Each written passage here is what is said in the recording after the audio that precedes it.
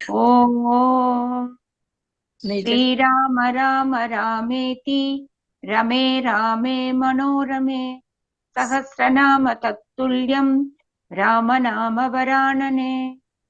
ॐ आपदामपहर्तारं दातारं सर्वसम्पदां लोकाभिरामं श्रीरामं भूयो भूयो नमाम्यहम्। Namaskar. Namaskar. Today we read chapter 56a of the Aranya Kandam, which has 26 slokas. At the command of Brahma, the creator Indra, the ruler of the gods, goes to Lanka with Indra and offers a heavenly menu in the form of milk boiled with rice and sugar to Sita. This is an interpolated canto or chapter. This canto is believed by some scholars to be an interpolation since it has not been commented upon by many classical scholars. However, it is included here as it serves as an interesting and fitting interlude to the main story. आज हम अरण्य कांड के प्रक्षिप्त सर्ग का पठन पाठन और श्रवण करेंगे। इसमें 26 श्लोक हैं। ब्रह्मा जी की आज्ञा से देवराज इंद्र का निद्रा सहित लंका में जाकर सीता को दिव्य और खीर अर्पित करना और उनसे विदा लेकर लौटना। ये सर्ग प्रसंग के अनुकूल और उत्तम है। कुछ प्रतियों में ये संवाद प्रकाशित भी है, परंतु इस पर तिलक आदि संस्कृत टीकाएं नहीं उपलब्ध होती हैं, इसलिए कुछ लोगों ने इसे प्रक्षेप माना है। उपयोगी होने के कारण इसे भी यहाँ अनुवाद प्रकाशित किया जाता है। प्रवेशितायां सीतायां लंकां प्रति पितामहः तदा प्रोवाच देवेन्द्रं परितुष्टं शतक्रतुम्। जब सीता का लंका में प्रवेश हो गया, तब पितामह ब्रह्मा जी ने संतुष्ट हुए देवराज इंद्र से इस प्रकार कहा। When Sita had been brought into Lanka, Brahma, the progenitor of the entire creation, presently instructed as follows Indra, who had performed in his previous existence 100 Ashwamedha sacrifices as a condition precedent for Indrahood, the ruler of gods, who felt highly gratified to hear the news as the event, to his mind, had sealed the fate of Ravana.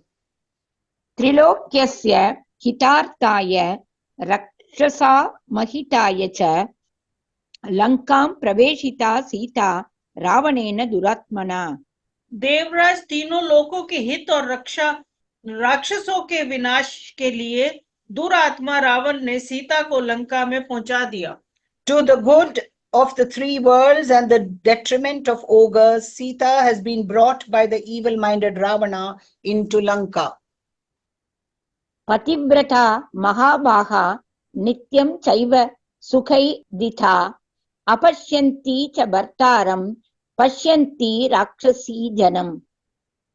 पतिव्रता महाभागा जानकी सदा सुख में ही पली है। इस समय वह अपने पति के दर्शन से वंचित हो गई है और राक्षसियों से घिरी रहने के कारण सदा उन्हीं को अपने सामने देखती है।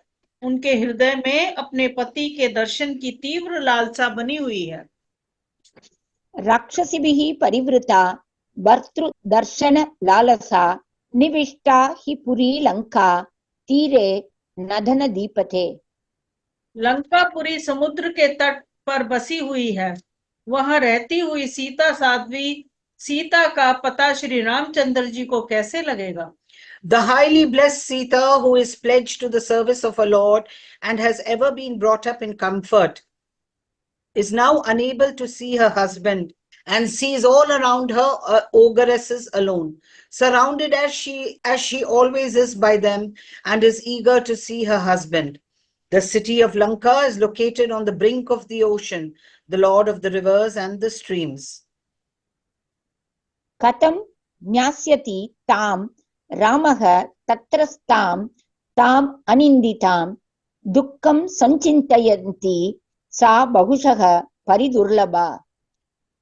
प्राणयात्राम् अकुर्वाणा प्राणाः त्यक्षति असंशयं स भूयः संशयो जातः सीतायाः प्राणसंशये। सीता दुख के साथ नाना प्रकार की चिंताओं में डूबी रहती है। पति के लिए इस समय वह अत्यंत दुर्लभ हो गई। प्राण यात्रा भोजन नहीं करती है, अतः ऐसी दशा में निस्संदेह ही वह अपने प्राणों का परित्याग कर देगी। सीता के प्राणों का क्षय हो जाने पर हमारे उद्देश्य की सिद्धि में पुनः पूर्ववत संदेह उपस्थित हो जाएगा। How will Sri Rama come to know of that irreproachable lady being present there? Being very hard to find for her Lord, she frequently remains brooding on her suffering.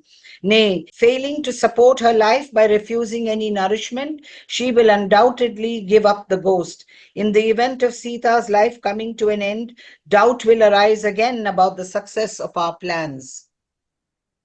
सत्वं शीघ्रमितो गत्वा सीतां पश्य शुभाननां प्रविश्य नगरीं लंकां प्रयच्छ हविरुत्तमम्। अतः तुम शीघ्र ही यहाँ से जाकर लंकापुरी में प्रवेश करके सम्मुखी सीता से मिलो और उन्हें उत्तम भविष्य प्रदान करो। Therefore, departing from this place without delay and penetrating into the city of Lanka, see Sita of charming countenance and offer to her the foremost food worth offering to the sacred fire in the shape of milk boiled with rice and sugar.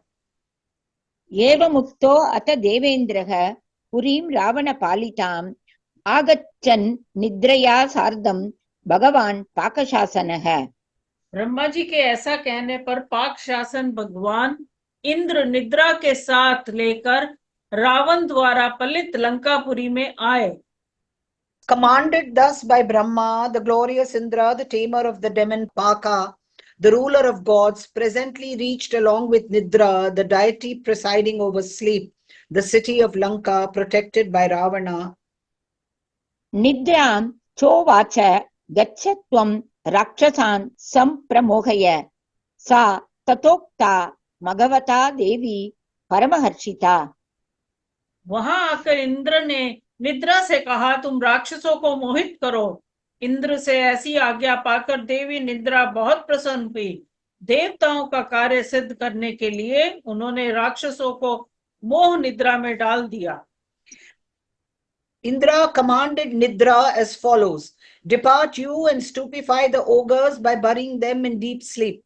Supremely gratified when instructed thus by Indra, the goddess of sleep stupefied the ogres in order to accomplish the object aimed at by the gods. देवकार्यार्थ सिद्ध्यर्थं प्रमोहयत राक्षसान् एतस्मिन् अन्तरे देवः सहस्राक्षः सचीपतिः। इसी बीच में सहस्त्र नेत्रधारी शचीपति देवराज इंद्र अशोक वाटिका में बैठी हुई सीता के पास गए और इस प्रकार बोले।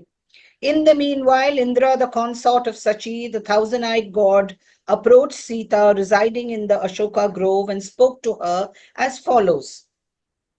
आससाद वनस्तां तां वचनं चेदम् अब्रवीत्। देवराजो अस्मि भद्रं ते इह च अस्मि सुचिस्मिते। I am Indra, the ruler of gods, and I am here, O lady, to bring smiles. May all be well with you.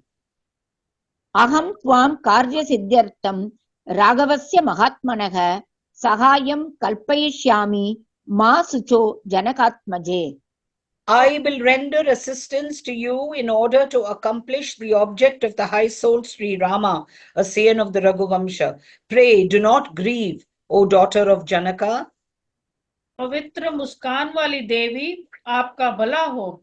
मैं देवराज इंद्र यहाँ आपके पास आया हूँ। जनक किशोरी, मैं आपके उद्धार कार्य की सिद्ध के लिए महात्मा श्री रघुनाथ जी की सहायता करूंगा, अतः आप शोक ना करें।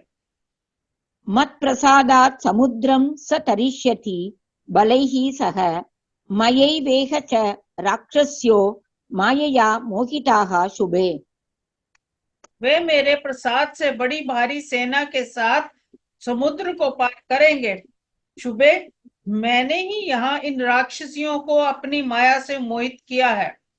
Through my goodwill, he will be able to cross the ocean with his armed forces.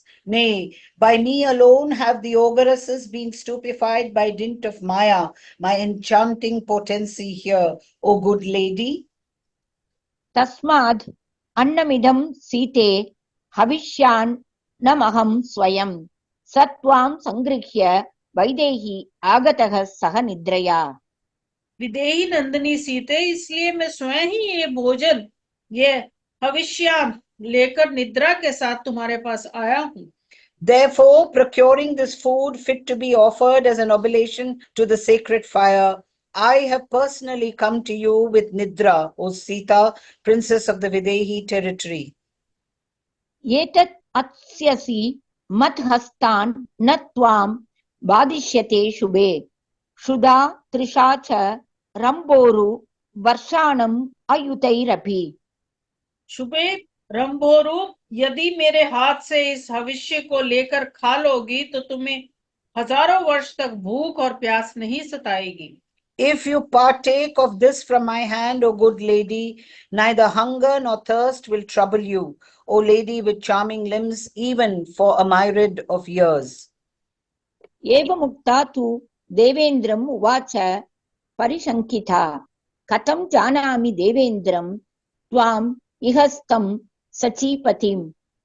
Devraj के ऐसा कहने पर शंकित हुई सीता ने उनसे कहा, मुझे कैसे विश्वास हो कि आप शचीपति देवराज इंद्र ही यहाँ पधारे हैं।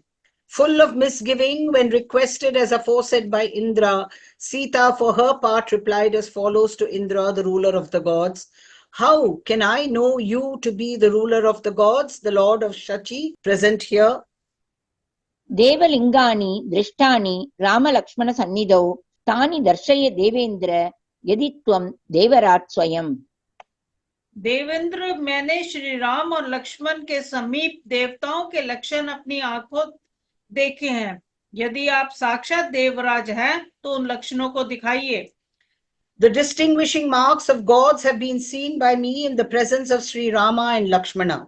Kindly reveal them to me, O ruler of the gods, if you are indeed Indra, the king of gods himself. सीताया वचनं श्रुत्वा तथा चक्रे शचीपतिः पृथिवीं नास्पृशत् पद्भ्याम् अनिमेष अक्षनानि च। Hearing the request of Sita, Indra, the spouse of Sachi, did the same. He did not touch the ground with his feet and his eyes did not wink. अरजोम्बरधारी च नम्लान कुसुमस्तथा तं ज्ञात्वा लक्षणैः सीता वासवं परिहर्षिता। सीता की ये बात सुनकर शचीपति इंद्र वैसा ही किया। उन्होंने अपने पैरों से पृथ्वी का स्पर्श नहीं किया, आकाश में निराधार खड़े हो रहे। उनकी आंखों की पलकें नहीं गिरती थी। उन्होंने जो वस्त्र धारण किए थे उस पर धूल का स्पर्श नहीं होता था। उनके कंठ में जो पुष्प माला थी उसके पुष्प कुमलाते नहीं थे। देवोचित लक्षणों से इंद्र को पहचान कर सीता बहुत प्रसन्न हुई। His clothes were free from dust and the flowers of his garland did not fade even after his very long journey.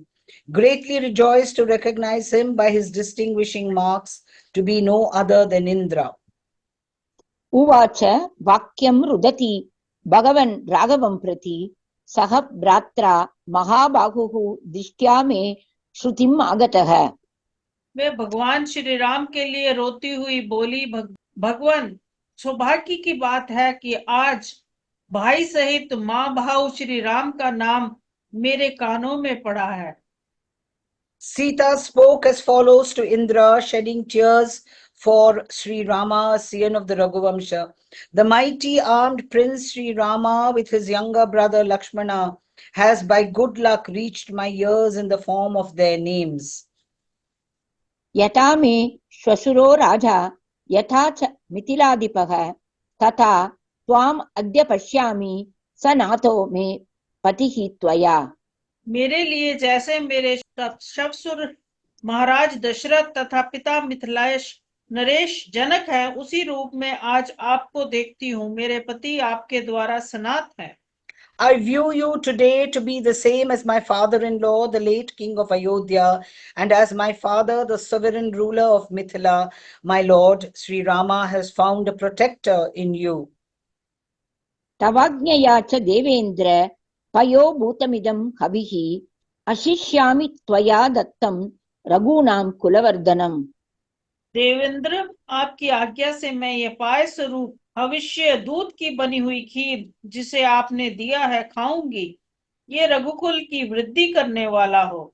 Nay, at your bidding, O ruler of gods, I shall partake of this food, fit to be offered as an oblation to the sacred fire in the form of milk boiled with rice and sugar, offered by you, which may prove to be the promoter of Raghu's race.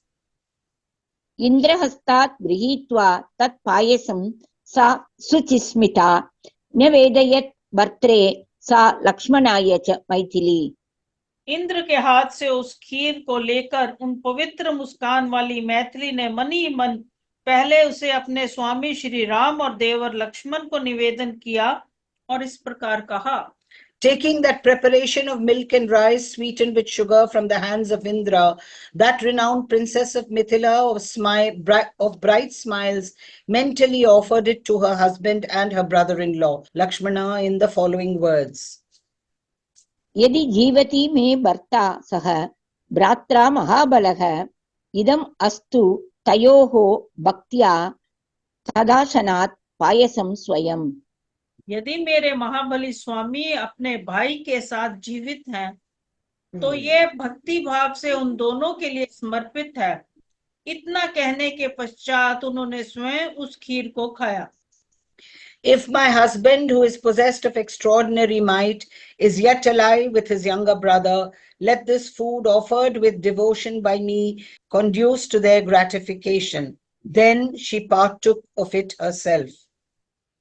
इतीव तत्प्राश्य हविः वरानना जहौ शुद्धा दुःख समुद्भवं च तम् इन्द्रात् प्रवृत्तिम् उपलभ्य जानकी काकुत्स्थयोः प्रीतमना बभूव। इस प्रकार उस भविष्य को खाकर सुंदर मुख वाली जानकी ने भूख प्यास के कष्ट को त्याग दिया और इंद्र के मुख से श्री राम तथा लक्ष्मण का समाचार पाकर वह जानकी नंदन मन ही मन बहुत प्रसन्न हुई।